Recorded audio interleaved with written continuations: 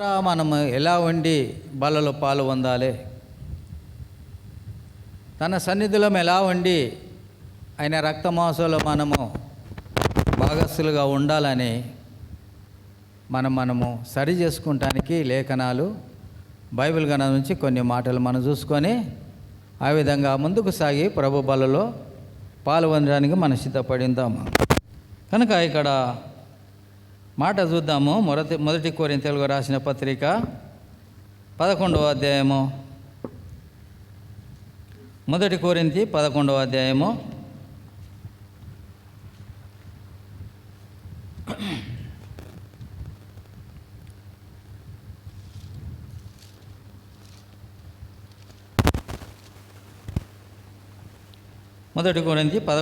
10వ వచనము మొదటి నుంచి వెళ్ళి మరి 7 వచనాలు మార్చి మనము చదువుదాము.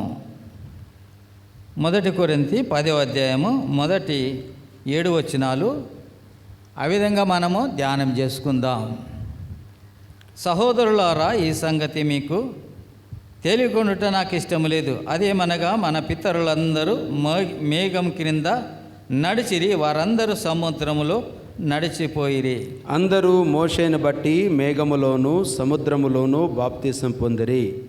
అందరూ ఆత్మ సంబంధమైన ఒకే ఆహారమును భుజించిరి, అందరూ ఆత్మ సంబంధమైన ఒకే పానీయమును చేసిరి. ఎలా అనగా తమను వెంబడించిన ఆత్మ సంబంధమైన బండలోనిది తాగిరి, ఆ బండ క్రీస్తే. అయితే వారిలో ఎక్కువ మంది దేవునికి ఇష్టలుగా ఉండకపోయారు గనుక అరణ్యములో సంహరింపబడిరి. వారు ఆశించిన ప్రకారము మనము చెడ్డవాటిని ఆశించుకున్నట్లు ఈ సంగతులు మనకు దృష్టాంతంగా ఉన్నవి. జనులు తినుటకు త్రాగుటను కూర్చోండి, అడుగుటకు లేచిరి అని వ్రాయబడినట్టు వారిలో కొందరి వలె మీరు విగ్రహార్థకులై ఉండకూడి. ప్రార్థన చేసుకుందాం. వాక్య భాగం ప్రభు సాయం గురించి. పరిశుద్ధుడు అయిన మా తండ్రి, ప్రేమ కలిగిన దేవా,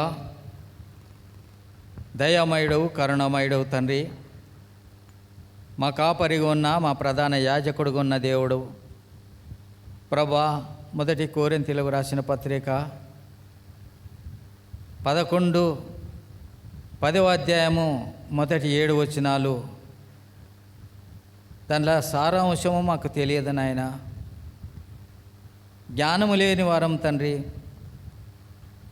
నాయన, చెప్పుటకు వినుటకు యోగ్యత లేనటువంటి వారము ప్రభా, యోగ్యులుగా చేసిన దేవుడు, నీ పరిశుద్ధమైన మాటలు నీ పరలోక సింహాసనం నుండి మాకు వడ్డిస్తే తప్ప మేము వినలేము, గ్రహింపలేము తండ్రి. నీ సింహాసనం నుండి ప్రతి మాట మాకు విడుదల అయ్యి తండ్రి నాయన. యోగ్యత లేనటువంటి వారము, నీ ఇంటి లోపల కూర్చుండటానికి యోగ్యత లేనటువంటి వారము, నీ మాటలు వినటానికి కూడా యోగ్యత లేదు ప్రభా.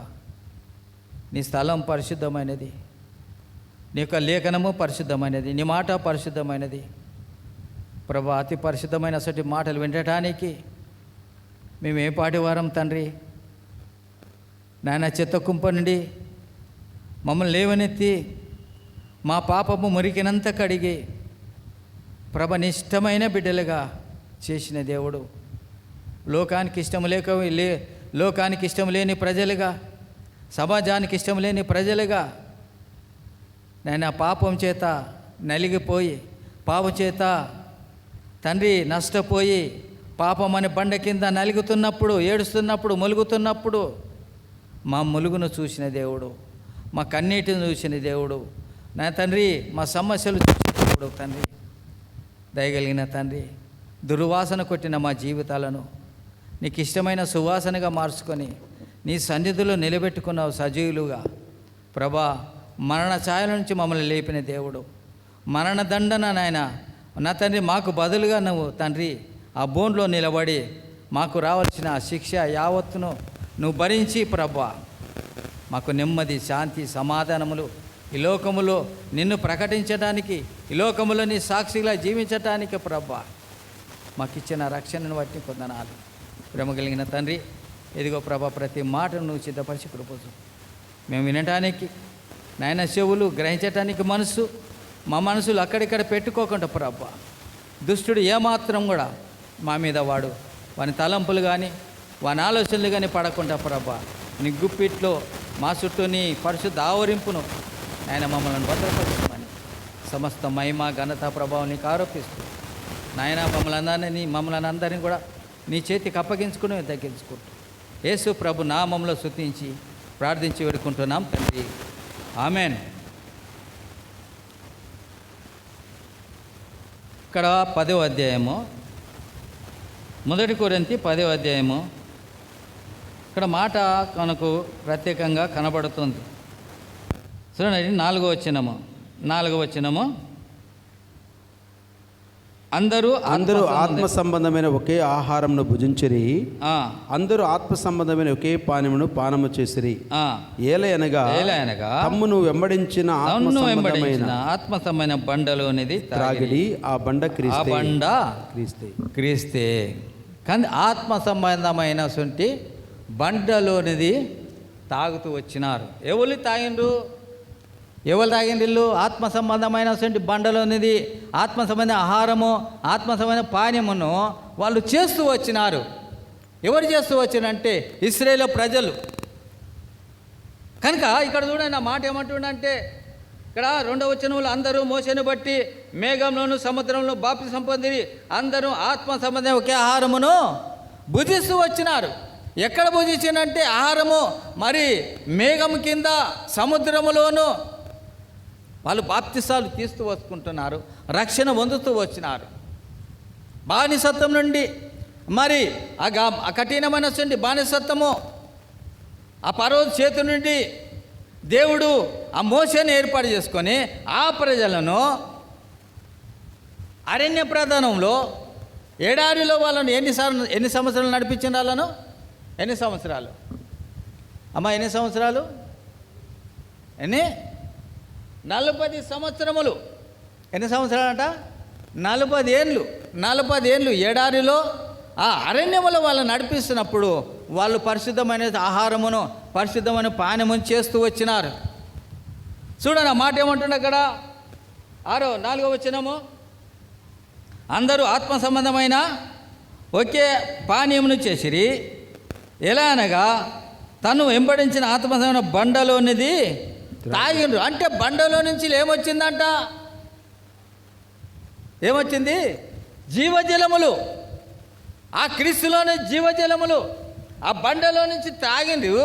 ఆ అరణ్యములో బండలో నుంచి తాగిన నీరు తాగుతూ వాళ్ళు విశ్వాస యాత్ర, క్రైస్తవ యాత్ర, వాళ్ళు కానాను ప్రదేశానికి వాళ్ళు ప్రయాణం చేస్తూ వచ్చినారు. ఏంటంటే ఎడారిలో నడిచిండ్రు, అరణ్యంలో నడుస్తూ వచ్చినారు. కనుక ఆ ప్రజలు ఏ పానీయం చేసినట్టే ఆత్మ సంబంధమైన బండలోనిది తాగిండ్రు. ఏ నీళ్ళు? ఆ బండ కొట్టంగానే ఆ బండ నుంచి ఆ జీవజలములు బయలుదేరినప్పుడు ఆ నీళ్లు తాగుతూ ఆత్మదాహం తీరుస్తూ వచ్చినారు. ఏ నీళ్ళు అంటే బండ నుంచి అరణ్యంలో ఉన్నటువంటి నీళ్లు, ఎడారిలో ఉన్నటువంటి అరణ్య ప్రదేశంలో ఆ నీళ్లు తాగి వాళ్ళు బలపడుతూ వచ్చినారు. ఇప్పుడు మనం ఏ నీళ్ళు తాగుతున్నాం? ఏ నీళ్ళు తాగుతున్నాం అన్నా? ఇప్పుడు ఆ ప్రజలు ఏ నీళ్ళు తాగిందంటే ఆ ఎడారిలో అరణ్యములో ఆ పారేటువంటి నీళ్ళు, ఆ పాములు చెత్తలు, ఆ ఏడు నీళ్ళు పారేటువంటి నీళ్ళు వాళ్ళు అరణ్యంలో తాగుతూ వచ్చినారు. వాళ్ళు ఏం చేసిందంటే దేవునికి మొరపెడుతూ వచ్చినారు. ఆ దేవునికి మొరపెట్టినప్పుడు ఆ మోసే ఏం చేసిందంటే దేవునికి మొరపెట్టినప్పుడు ఆ మోసే ద్వారా ఆ మన్నాను వాళ్ళకు ఆహారం కావాలన్నప్పుడు మన్నాను, దాహం కావాలన్నప్పుడు ఆ జీవజలాలు వరకు అనుగ్రహిస్తూ వచ్చినాడు దేవుడు. వాళ్ళు ఆ నీళ్ళు తాగిండు. మనం ఏ నీళ్ళు తాగుతున్నామో? ఏ నీళ్ళు తాగుతున్నామన్నా? ఈ నీళ్ళు ఎన్ని సంవత్సరాలు తాగిండు? వాళ్ళు 40 సంవత్సరాలు తాగిండు. కానీ 40 సంవత్సరాలు ఎవరికన్నా జ్వరాలు వచ్చినాయా? ఏమో అరణ్యంలో 40 సంవత్సరాలు నడిచిండ్రు, ఎడారిలో 40 సంవత్సరాలు నడిచిండ్రు. వాళ్ళకి ఏమన్నా షుగర్లు ఉన్నాయా? ఏమైనా బీపీలు ఉన్నాయా? ఇలా కాళ్ళ నొప్పులు ఉన్నాయా? మోకాళ్ళ నొప్పులు ఉన్నాయా? జ్వరాలు ఉన్నాయా? అది పరిశుద్ధమైనటువంటి ఆ విశ్వాసంతో నేను యాత్ర సాగుతూ వచ్చిండ్రు, ఆ నీళ్లు తాగుతూ వచ్చిండు, కానీ వాళ్ళకు ఏ నొప్పి రోగము ఏది కూడా లేదు. మనం ఏ నీళ్ళు తాగుతున్నాం ఇప్పుడు? ఏ నీళ్ళు తాగుతున్నాము? ఫిల్టర్ వాటర్ 20 రూపాయలు పెడితే ఏంది ఫిల్టర్ బాటిల్, ఆ నీళ్ళు తాగుతున్నాము, అన్ని ఫిల్టర్ రోగాలు తెచ్చుకుంటున్నాం. వస్తున్నాయా లేదా? బీపులు అవి నాయన చూపెడతాను, మోకాళ్ళ నొప్పులు తేనా, మోకాళ్ళ నొప్పులు, బీపీ, షుగర్లు, థైరాయిడ్లు, ఎన్నో రోగాలు ఈ నీళ్ళ ద్వారా, ఈ ఆహారం ద్వారా వచ్చేటువంటి రోగాలు అనేకం ఉన్నాయి. కానీ వాళ్ళు 40 సంవత్సరములు వాళ్ళు అరణ్యంలో నడిచిండ్రు, ఎడారిలో నడిచిండ్రు, కానీ వాళ్ళకి ఏ రోగము, నొప్పి, జ్వరము ఏది కూడా వాళ్ళకి ఏ బీమారు లేదు. అంటే దేవుడు అంత విశ్వాసం పెట్టిన కనుక వాళ్ళు అవిశ్వాసంతోనే వాళ్ళకు ఏది కూడా రాకుంటే దేవుడు వాళ్ళకి ఎంత క్షేమంగా నడిపించిండు. మనకు కొంచెం జ్వరం రాగానే, కాళ్ళ నొప్పి రాగానే ఎంత ఇబ్బందులు పడతాము, ఎంత సనుగుతామో, ప్రార్థన కూడా చేయం, ఏమైనా చేస్తామా? ఆయాసం అవుతుంది. కానీ వాళ్ళు ఎంత విశ్వాసంతో నడిచిందో వాళ్ళు అంత పట్టుదలతో దేవుని పట్ల చేస్తూ వచ్చినారు. కనుక ఈ నీళ్ళు ఏ నీళ్ళట చూడ మాట ఏమంటుండే అక్కడ 5వ వచనము, అయితే వారిలో ఎక్కువ మంది దేవునికి ఇష్టలుగా ఉండకపోయారు గనక అరణ్యములో ఏమైందంట? సంహరింపబడరు. దేవునికి ఇష్టంగా లేరు. దేవునికి ఇష్టంగా ఉండాలంటే నీకొచ్చే శ్రమ కానీ, నీకొచ్చే కష్టం కానీ, నీకొచ్చే ఇబ్బంది కానీ ఎట్లుండాలంటే యేసులో, ఆయన క్రీస్తులో పెట్టాలి. మనము ఇబ్బంది రాగానే పక్కదొలడం కాదు, సమస్యలు రాగానే పక్కదొలడం కాదు. ప్రభా ఎందుకు వచ్చింది ఇబ్బంది, ప్రభా ఏంది నా పరిస్థితి ఏంది, దేవుని దగ్గర పెట్టు. కానీ వాళ్ళు ఏం చేసినంటే, ఏమయ్య మోసే మాకు దాహం అవుతుంది, ఆహారం కావాలి, వాళ్ళు మాంసం కావాలని పూరెళ్ళను అన్ని సదుపాయాలు అన్ని కల్పించాడు వాళ్ళ పట్ల. ఆయన కల్పించాం కూడా వాళ్ళు ఇంకా వాళ్ళ గుణాలు ఎట్లున్నాయంటే సనుగును కూడా, వాళ్ళకంతా సమృద్ధి ఇచ్చినా, వాళ్ళకంతా మరి జీవజలాలు ఇచ్చినా కూడా వాళ్ళ జీవితాలు అంతే సనుగుడు. ఎందుకు సనిగింది వాళ్ళు? మోసే మీద సనుగుడే, దేవుని మీద సనుగుడే. ఈరోజు మనం కూడా ఏమవుతున్నామంటే మన జీవితాలకు సనుగుడే. ఏమా సనుగుతామా లేదా? మన కుటుంబంలో కరెంటు పోయినా సనుగుడే, పిల్లలు ఏదైనా చేసినా సనుగుడే, భర్త ఏదైనా చేసినా సనుగుడే. ఏమనైనా మన జీవితాల్లో సనుగుడు గుణము. అందుకే మన జీవితాలు ఏమైనా ముందుకు సాగే, ఎందుకంటే వెనుకమనే. ఎప్పుడైతే సనిగే జీవితం ఉంటుందో, ఎప్పుడైతే సనుగుడు లక్షణము నీ కుటుంబంలో కానీ నీలో ఉంటే మాత్రము దేవుని యొక్క ఆశీర్వాదాలు ఆయన ఇవ్వాలంటే ఆయన ఇంకా దట్టవాడుగా ఉన్నాడు. ముందుకు సాగది నీ సనిగే జీవితము, నీ గునుగుడు జీవితము నీ లోపల ఉంటే దేవుడు ఏమాత్రం కూడా ఆయన సన్నిధి నీ కుటుంబంలో ఆశీర్వాదాలు చేస్తానికి ఇష్టపడడు. కనుక నన్ను ప్రేమించిన దేవుడు ఏ నీళ్ళు తాగిన వాళ్ళు చదువు 5వ వచనము.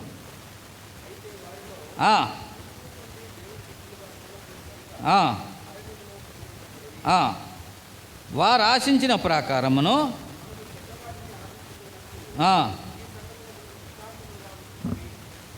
ఎక్కువ మంది దేవునికి ఇష్టం లేరు, ఎక్కువ మంది దేవునికి ఇష్టం లేరు కనుక వారు అరణ్యములో సంహరింపబడ్డారు.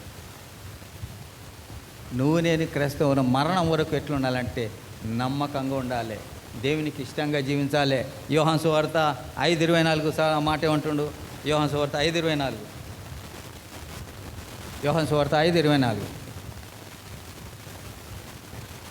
నా మాట విని నన్ను పంపిన వాని యందు విశ్వాసముంచువాడు నిత్య జీవం గలవాడు, వాడు తీర్పులోనికి రాక మరణములో నుండి జీవంలోనికి దాడి ఉన్నాడని నిశ్చయంగా మీతో నిశ్చయంగా చెప్పుతున్నాను, నా మాట విన్నవాడు, నా సన్నిధిని వణికినవాడు, నా మీద దృష్టి పెట్టినవాడు, వాడు మరణం నుండి తప్పించబడి జీవంలోనికి దాటినటువంటి వాడిగా మీతో నిశ్చయంగా చెప్తున్నాను.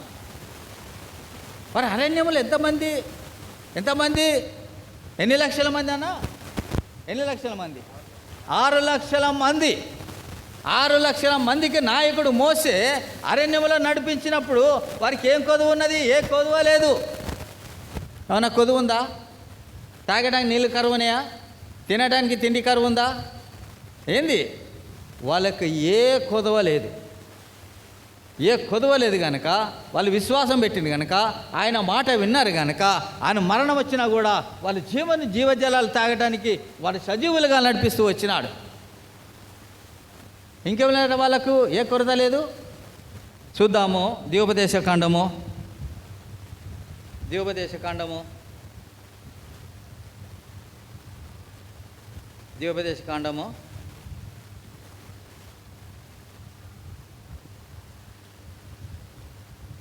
9వ అధ్యాయము 9.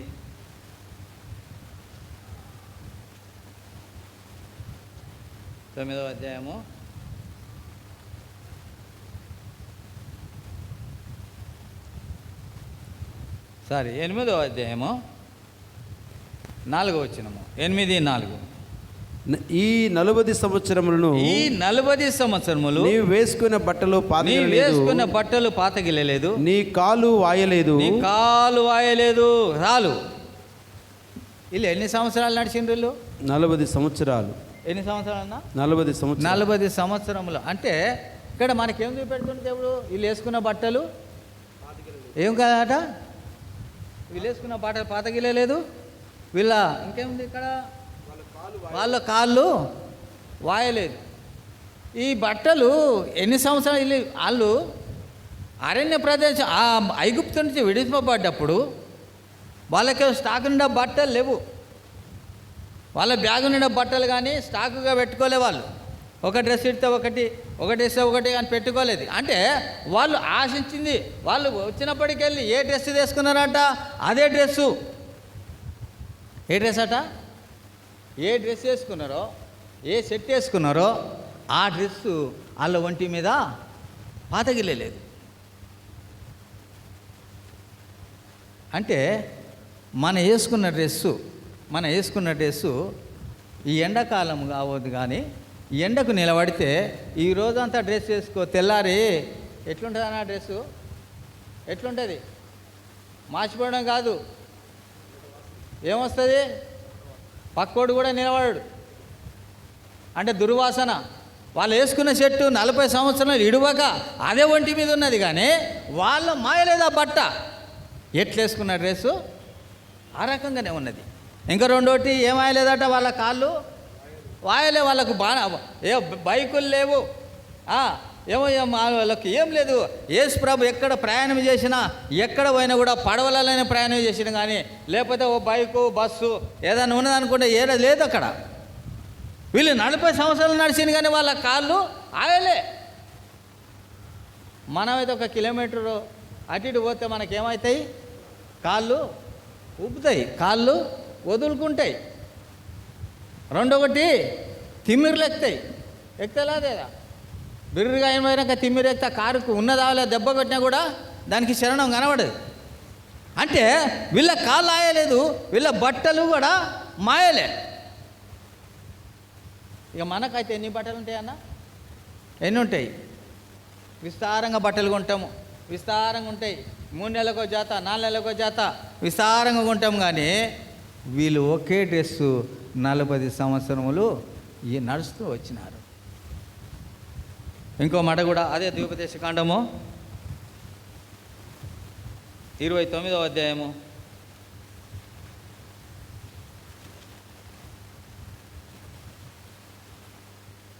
29:5.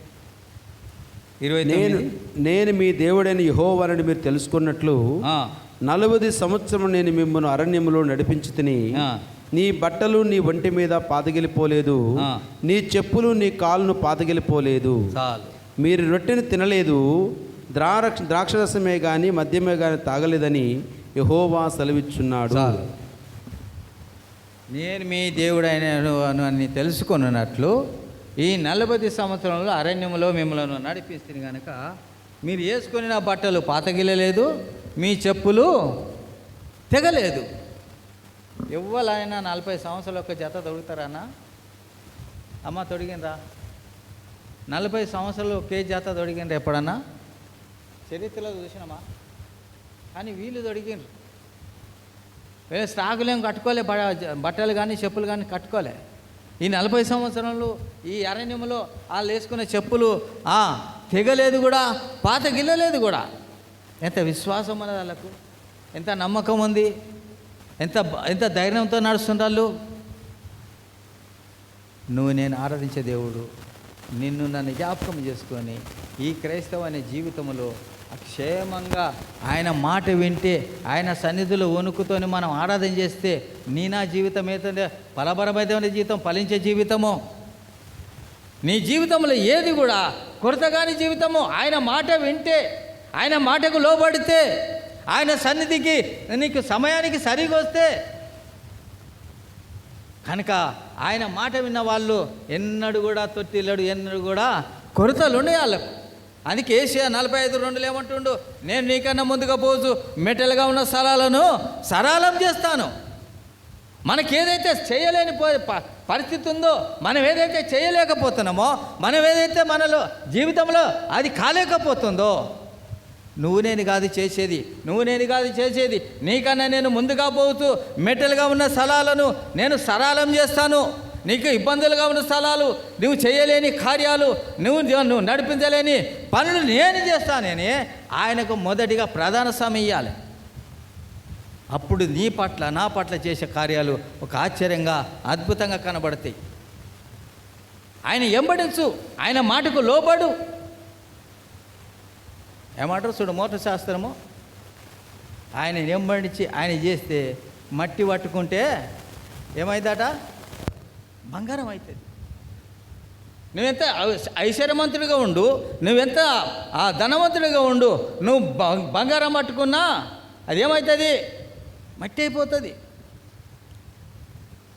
నువ్వు కారంతో తిను, నువ్వు పచ్చిపుచ్చు మెతుకులు తిను, నువ్వు మంచి నీళ్ళతోనే ఉండు.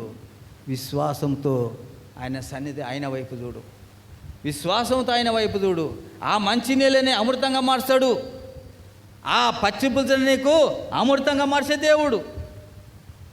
వాళ్ళకి అది ఉన్నది, నాకు ఇది లేదు, వాళ్ళకి అన్నీ ఉన్నాయి, నాకు లేవు. అది ఎప్పుడు కూడా మనం ఆశించేటువంటి ప్రజలుగా ఉండొద్దు. వాళ్ళు ఆశించిండ్రు, లోక సంబంధం ఆశించిండ్రు, దేవునికి ఇష్టం లేరు కనుక వాళ్ళ అరణ్యంలోనే ఏం చేసిన వాళ్ళు సంహరింపబడ్డారు. కనుక నువ్వు నేను ఆరాధించేటువంటి దేవుడు ఇసుండే పరిశుద్ధమైనటువంటి దేవుడు. ఇంకో మాట కూడా చూసుకుందాము. అదే 1 కొరింథీయులకు రాసిన పత్రిక 11వ అధ్యాయము 11వ అధ్యాయము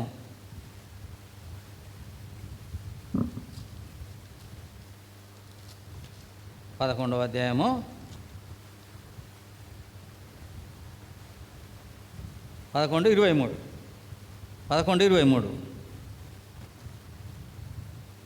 నేను మీకు అప్పగించిన దాన్ని ప్రభువులను పొందిని, ప్రభుని యేసుతో అప్పగింపబడిన రాత్రి ఒక రొట్టెను ఎత్తుకున్నాడు, కృతజ్ఞతలు చెల్లించి దాన్ని విరిచి, ఇది మీ కొరకైన నా శరీరము, నన్ను జ్ఞాపకము చేసుకున్నకై దీన్ని చేయడని చెప్పాను. 30 ఇందువలనే మీలో అనేకులను బలహీనులు రోగులైనారు, చాలా మంది నిద్రించుచున్నారు. ఎంతమంది? ఇందువలన మీరు బలహీనులు, రోగులు, చాలామంది నిద్రిస్తున్నారు. సంఘంలో ఎంతమంది అంత పరిశుద్ధులే ఉంటారా?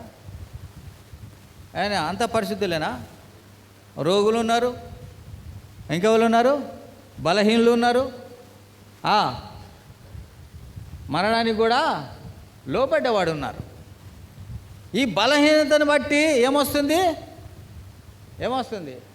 రోగం వస్తుంది. రోగం ఏం తెచ్చిపెడుతుంది? మరణం తెచ్చిపెడుతుంది. కనుక బలహీనులు అంటున్నాడు. ఎందుకు? బలహీనత ఎందులో చూపెడుతుంది? నువ్వు కుటుంబ ప్రార్థన చేయకపోతే బలహీనత, నువ్వు సంఘ ప్రార్థనకు రాకపోతే బలహీనత, నువ్వు వ్యక్తిగతంగా ప్రార్థన చేస్తే బలహీనత, నీ సంఘములో నీ సమయానికి రాకపోతే బలహీనత. ఎన్ని బలహీనతలు! కుటుంబంలో కుటుంబ ప్రార్థన ఉంటే, ఆ సంఘ ప్రార్థనలు ఉంటే, ప్రతి ఈ మందిరంలో ఏ కూడిక ఉంటుందో, ఏ దైవ సేవకులు ఏదైతే వచ్చి ఏ మీటింగ్ అయితే పెడతారో దాంట్లో పాలు పొందితే నీకు ఆశీర్వాదాలు. మొదటిగా ఏముండాలంటే కుటుంబ ప్రార్థన ఉండాలా లేదా? కుటుంబ ప్రార్థన ఉండాలి. చేస్తుందా కుటుంబ ప్రార్థన? చేస్తుందా? సాయంకాలం కానీ పొద్దున కానీ చేస్తుందా? కుటుంబ ప్రార్థన లేకపోతే సైతాను జ్వరబడతాడు. కుటుంబ ప్రార్థన లేకపోతే దుష్టుని వాని చోటు ఉంటుంది. ప్రార్థనని ఆయుధము, కుటుంబ ప్రార్థనని కుటుంబంలో ఉంటే దుష్టుడు వాడు మన కుటుంబానికి వాని నేత్రాలు కూడా వాడాయి. కుటుంబ ప్రార్థనలో ఉన్న ఆ ఆయుధం ఉంటే, కుటుంబ ప్రార్థన దీపస్తంభం ఉన్నదనుకో, ఏది కూడా నీ ఇంటిని ఆశించదు. అందుకేమంటుండు, నా మాట వినండి, నన్ను పంపిన వాడిని విశ్వాసం పెట్టాలి, వాడు మరణం నుంచి జీవంలోకి దాటి ఉన్నాడు. ఎవరి మాట వింటున్నాము? ఎవరి మాటకు లోబడుతున్నాము? ఎవరిని వెంబడిస్తున్నాము? మత్తయి సువార్త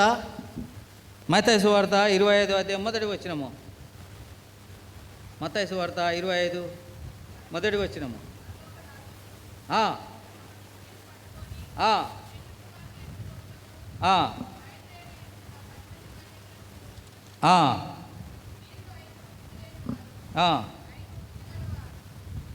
చాలు.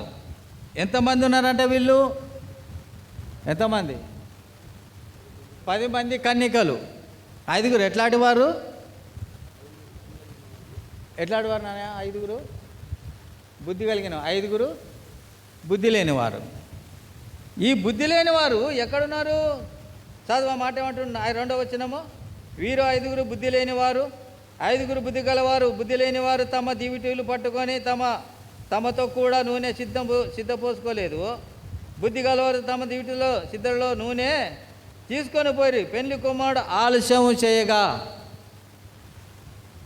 ఎందుకు ఆలస్యం అవుతుంది ఇక్కడ? ప్రభు రాకడ ఎందుకు ఆలస్యం అవుతుంది? ప్రభు రాకడ ఎందుకు? నీ ఆలస్యము.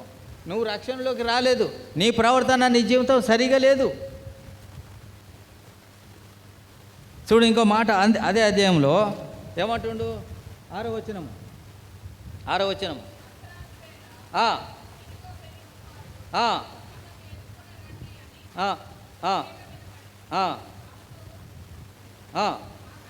కన్యకలందరూ లేచి తమ దివిటీలు చక్కపరిచిరి, కానీ బుద్ధి లేని అకన్యకలు దివిటీలు ఆరిపోతున్నవి.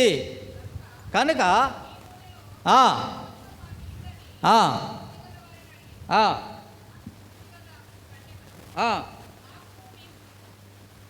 సరిపోదేమో.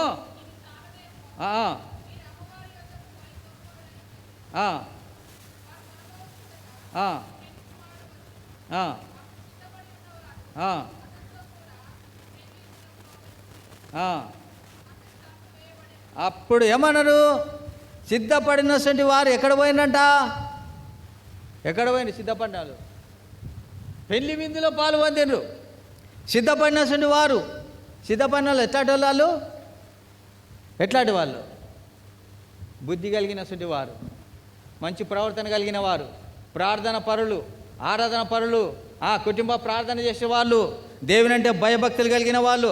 ఎట్లనంటే దేవుని స్వరం వినడానికి, దేవుని యొక్క రాకడకు సిద్ధపడినటువంటి వారు, దేవుని యొక్క ఆశీర్వాదాలు, దేవుని యొక్క ప్రార్థనకు, దేవుని యొక్క మరి ఆ రాకడకు ఎదురు చూసే వారు ఏమవుతుందంటే వాళ్ళు సిద్ధపడి ఉన్నారు. అనుదినము ప్రార్థనలో సిద్ధపడి కలిగి ఉన్నారు, ఆరాధనలో సిద్ధపడి కలిగి ఉన్నారు. దేవుని మందిరం అంటే ఆరాధనకు సమయం ఉన్నదంటే ఆ సిద్ధపడినటువంటి వారు.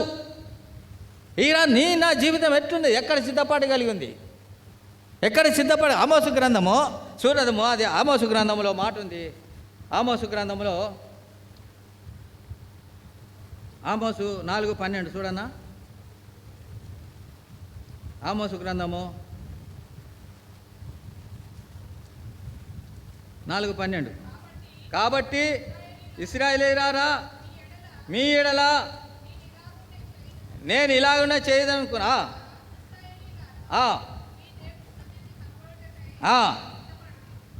ఏమంటుండు? మీ దేవుని సన్నిధి కనబడకై, మీ సిద్ధపడకై ఏం చేయాలంట? దేవుని సన్నిధి మనలో కనబడాలి. దేవుని సన్నిధి మన కుటుంబంలో కనబడాలి. దేవుని సన్నిధి మనలో కనబడాలి.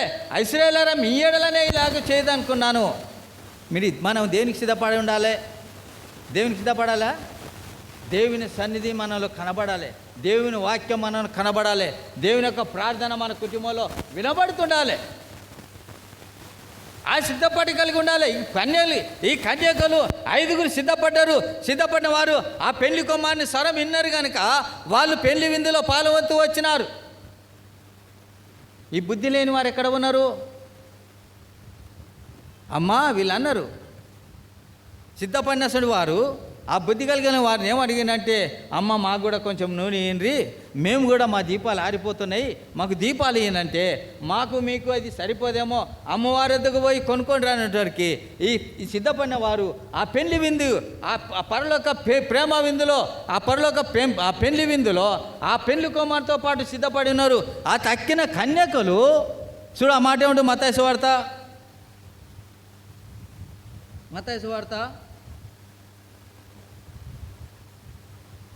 10వ వచనం.